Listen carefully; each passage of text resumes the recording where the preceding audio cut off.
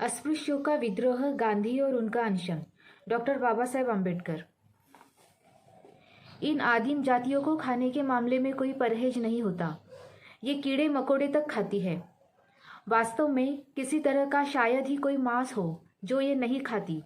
ये मरे हुए जानवर का भी मांस खा लेती है, चाहे वो अपनी मौत से मरा हो या चाहे वो चीते के द्वारा 4-5 दिन पहले मारा हुआ क्यों न हो।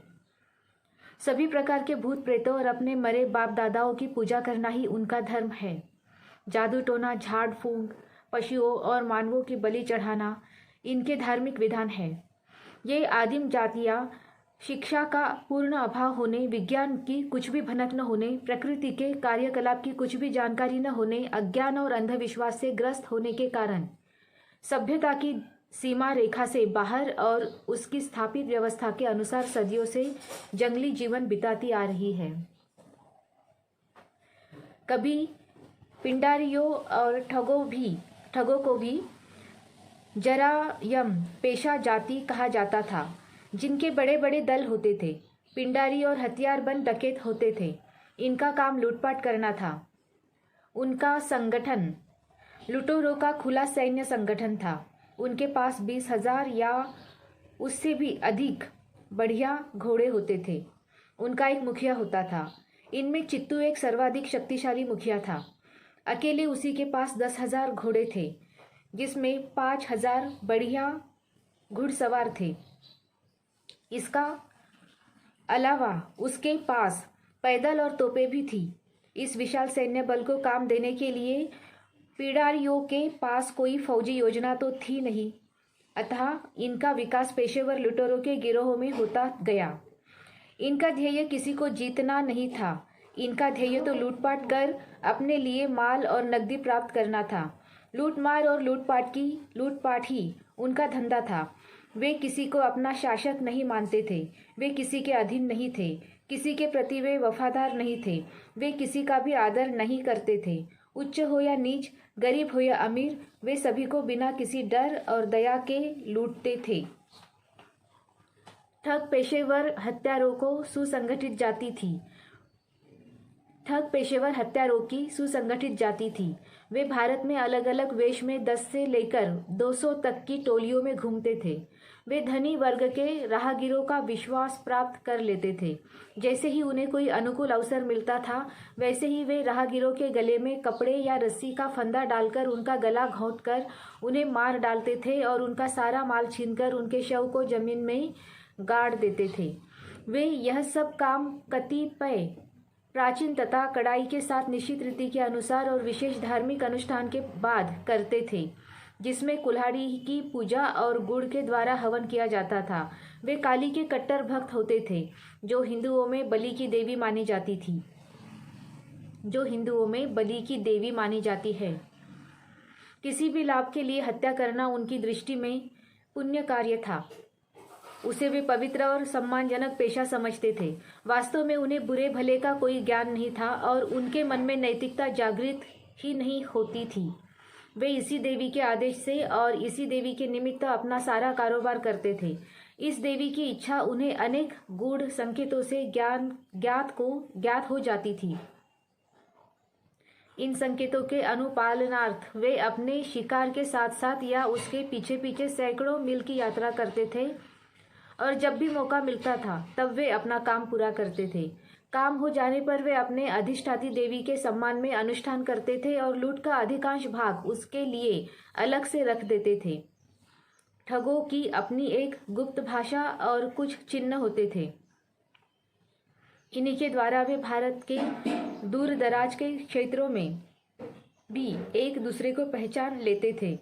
जो ठग बुढ़ापे के कारण ठगी के कार्यों में सक्रिय रूप से हिस्सा नहीं ले सकते थे, वे भी इस धंधे में मदद करते थे। वे पहरेदारी या जासूसी करते थे या रसोई का काम करते थे। उनका एक भरा पूरा संगठन होता था। वे इसी के कारण गुप्त रूप से और सुरक्षा पूर्वक काम करते थे।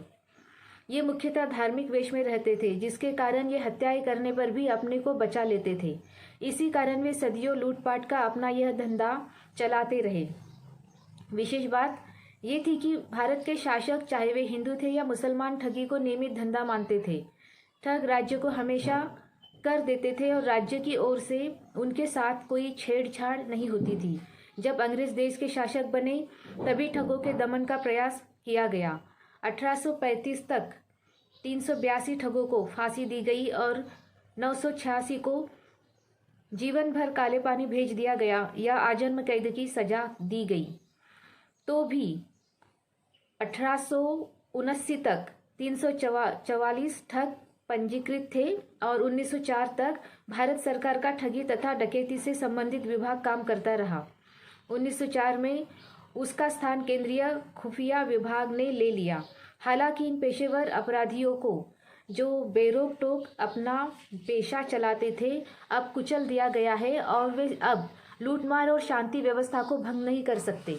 तो भी भारत में अब भी ऐसी जातियां हैं जो जरायम पेशा है। इनकी सूची सरकार ने जरायम पेशा जातियों के रूप में बनाई हुई है। जरायम पेशा जातियों के लोग मैदानी इलाकों में सभ्य जातियों के लोगों के बीच में भले ही नहीं रहते हैं, लेकिन वे उनके आसपास तो रहते ही हैं। वे संगठित रूप से डकैती और लूटपाट कर अपनी रोजी रोटी चलाते हैं। इस कारण उन्हें भारत ने जरायम पेशा जातियों के रूप में निषिद्ध घोषित कर रखा है। होलियस ने अपनी पुस्तक criminal tribes of the United provinces में उनके कार्यकलापों का ब्यौरा दिया है। जुर्म करना ही उनकी रोजी है। उनमें से कुछ दिखावे के लिए भले ही खेती करते हो, पर वो तो असलियत को ढकने का सिर्फ बहाना है। उनका धंधा मुख्यतः डकैती और लूटपाट करना है। चूँकि उनकी जाति का पेशा ही जरायम है, इसलिए वे इसे बुरा नहीं समझते। जब वे किसी खास इलाके में डाका डालने की योजना बनाते हैं तो सही शिकार की खोज करने, गांव वालों के व्यवहार को देखने समझने, गांव वालों को मिलने वाली मदद का स्रोत व उसका परिमाण, बंदूकों आदि की संख्या का अनुमान लगाने के लिए जासूस भेजते हैं। ये डाके प्रायः मध्यरात्रि में डाले जाते हैं। जासूसों की सूचना के आधार पर गांव के विभिन्न स्थानों पर वे अपने आदमी तैनात कर देते हैं। ये लोगों का ध्यान बांटने के लिए गोली चलाते हैं और तब मुख्य टोली पहले से नियत घर अथवा घरों पर हमला कर देती है। टोली प्रायः 30 या 40 लोगों की होती है। इन जातियों के आम जीवन में जुर्म जो महत्वपूर्ण भूमिका अदा करता है, यहाँ उस पर बल देना अति आवश्यक है। बच्चा जैसे ही चलने और बोलने लायक हो जाता है, उसे जुर्म करने की शिक्षा दी जानी शुरू हो जाती है। निसंदेह ये उद्देश्य बहुत ही उपयोगी सिद्ध होता है, क्योंकि छोटी मोटी चोरी के लिए बच्चों को इस्तेमाल करने में और बड़ा जोखिम नहीं होता। यदि कोई बच्चा पकड़ा भी जाएगा तो वो 2-4 तमाचे खाकर लूट जाता है, और अगर वो बड़ा हुआ तो उसके फौरन गिरफ्तार होने की शंका रहती है। औरतें भी काफ़ी अहम भूमिका अदा करती है। भले ही वे इन कामों में हिस्सा न ले, पर उन पर अनेक भारी जिम्मेदारियां होती है। वे चुराए गए अधिकांश माल को तो ठिकाने लगाती ही है, साथ ही वे दुकानों से चीज़ें उड़ाने में भी माहिर होती है। जरायम पेशा जातियों की तरह ही अस्पृश्य वर्ग भी सभ्य हिंदू समाज के बीच रहते हैं, पर अस्पृश्यों की संस्कृति और उनके आचार विचार उन्हें आदिम जातियों तथा जरायम पेशा जातियों से एकदम अलग करते हैं। अस्पृश्यों ने हिंदू जाति की संस्कृति को अपनाया है। वे हिंदू जाति के धार्मिक रीति रिवाजों का पालन करते हैं। वे हिंदुओं की धार्मिक तथा सामाजिक परंपराओं का आदर करते हैं। वे हिंदुओं के तीज त्योहार मनाते हैं, और लेकिन उन्हें इसका कोई लाभ नहीं मिलता। उल्टे उनसे दुराव और अलगाव किया जाता है, क्योंकि हिंदू मानते हैं कि अस्पृश्यों के स्पर्श से वे भ्रष्ट हो जाते हैं। अतः उन प्रयोजनों को छोड़कर जो अस्पृश्यों के बिना पूरे नहीं हो सकते, उनके साथ हर प्रकार का सामाजिक व्यवहार निषिद्ध होता है। वे गांव के बीच नहीं रहते, वे गांव के बाहर रहते हैं। हर गांव का अपना एक इलाका होता है। जो अस्पृश्य होता है वो गांव से जुड़ा होता है, पर गांव का हिस्सा नहीं होता। शेष हिंदुओं से अलग थलग उन्हें एक ऐसी आचरण संहिता से जकड़ दिया जाता है जो दासों के लिए ही उपयुक्त होती है। इस संहिता के अनुसार अस्पृश्य ऐसा कुछ नहीं कर सकता जो उसे जीवन के नियत स्तर के ऊपर उठा सके। उसे अपने दर्जे के ऊंचे स्तर के कपड़े नहीं पहनने चाहिए, और नहीं किसी अस्पृश्य महिला को अपने से ऊंचे वर्ग की हिंदू महिलाओं के जेवरों जैसे जेवर पहनने चाहिए। गांव के शेष हिंदुओं के घरों के मुकाबले उसका घर बेहतर या बड़ा नहीं होना चाहिए। बहरहाल उसके घर पर खपरेल की छत खपरेल की छत तो होनी ही नहीं चाहिए। निश्चय ही अस्पृश्य को हिंदू के सामने बैठना नहीं चाहिए और उसे हमेशा पहले अभिवादन करना चाहिए। निश्चित ही अस्पृश्य को न तो साफ वस्त्र पहनने चाहिए और न ही पीतल या तांबे के बर्तनों का इस्तेमाल करना चाहिए। उसे चांदी या सोने के जेवर भी नहीं पहनने चाहिए।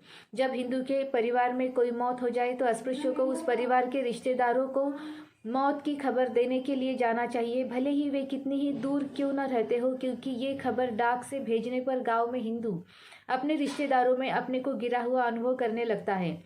यदि हिंदू घरों की स्त्रियां अपने मायके जाए या वहां से वापस आए तो अस्पृश्य को उनके साथ जाना ही पड़ेगा।